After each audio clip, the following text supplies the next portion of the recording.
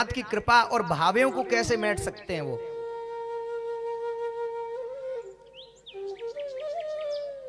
मैं विद्या अध्ययन करने के लिए 2007 में उज्जैन पहुंचा और 2007 में मैं विद्या अध्ययन करने लगा। 2009 में मैं महाकाल मंदिर से जुड़ गया। वहां के पुजारी जी थे, उनके साथ में रहने लगा। शयन आरती, भस्म आरती सब करने लगा। एक दिन एक बनारस से बहुत अच्छे संत पधारे वहां पर और उन्होंने भस्मारती, दर्शन इत्यादि किए। जब सुबह 4 से 6 भस्मारती हुई तो वो खाली हाथ आए हुए थे। मैं छोटा था तो उन्होंने कहा, पंडित जी आपकी दक्षिणा मैं लाया तो हूं नहीं, आप एक काम करना, मैं महाकाल धर्मशाला में रुका हुआ हूं, आप वहां आ जाइएगा। मैंने कहा महाराज जी कब तक आऊं? बोले आप 9, साढ़े 9 बजे तक आ जाइए।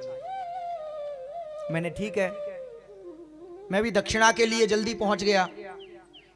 महाराज जी ध्यान में बैठे हुए थे। अब दक्षिणा लेनी थी, मन में लगा था कि कहीं चले नहीं जाए, झूठ तो नहीं बोल दिया कहीं। मैं गया और जाकर के देखा महाराज जी ध्यान में बैठे हुए हैं। उन्होंने 9:30 बजे बुलाया, मैं 8:30 बजे पहुंच गया।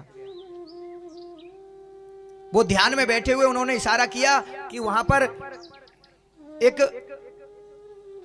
कुर्सी पड़ी हुई थी, सोफा टाइप की, बोले आप बैठ जाओ, इशारा करके बोला बैठ जाइए।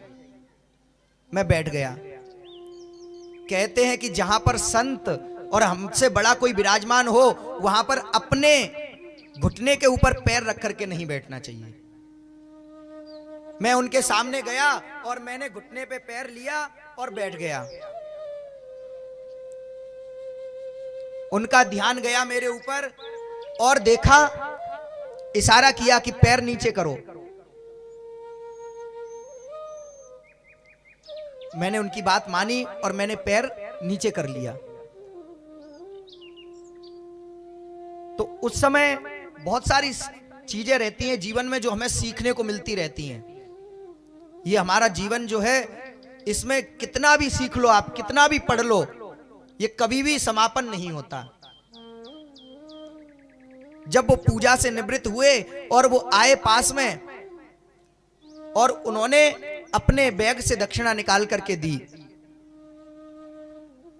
और दक्षिणा निकाल करके दी उन्होंने, और फिर उन्होंने कहा कि अपना पैर दिखाओ जरा।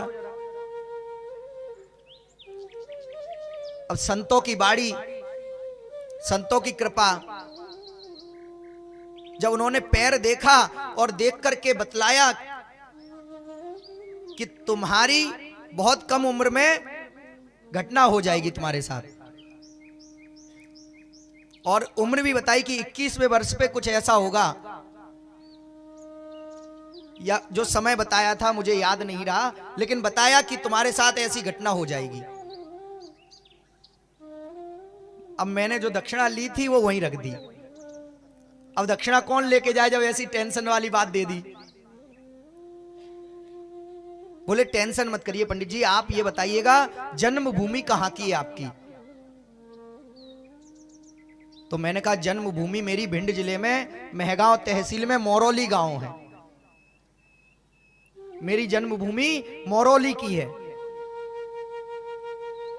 बोले उज्जैन कैसे पहुंचे? मैंने कहा पढ़ने के लिए। तो बोले यही कारण है कि तुम्हारी जो मृत्यु या कुछ भी जो घटना है वो इसलिए टल सकती है कि महाकाल ने तुम्हें यहां बुला लिया है।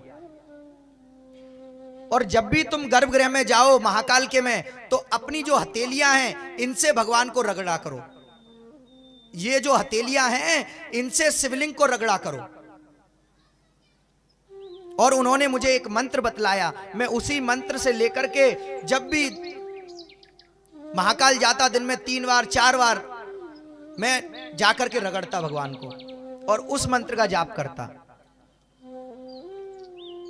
कारणवश जो उन्होंने बतलाया, हमारे यहां पशुपतिनाथ की प्रतिष्ठा थी। पशुपतिनाथ जो मंदिर बना है उसकी प्रतिष्ठा चल रही थी और मैं उस प्रतिष्ठा में था। उस समय मुझे गाड़ी चलाना नहीं आती थी। मैंने एक गाड़ी ली और चला करके ले जा रहा था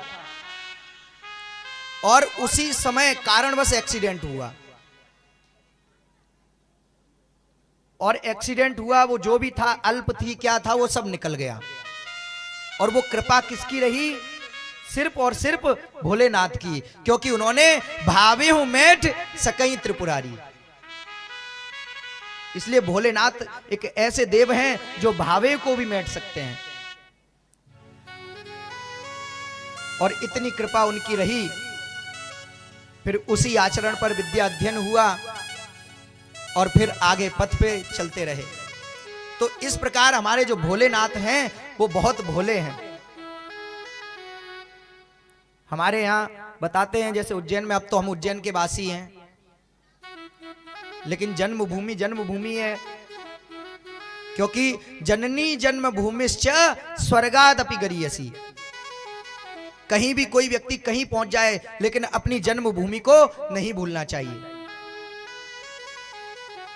लेकिन हमारे यहां भोलेनाथ का एक सुंदर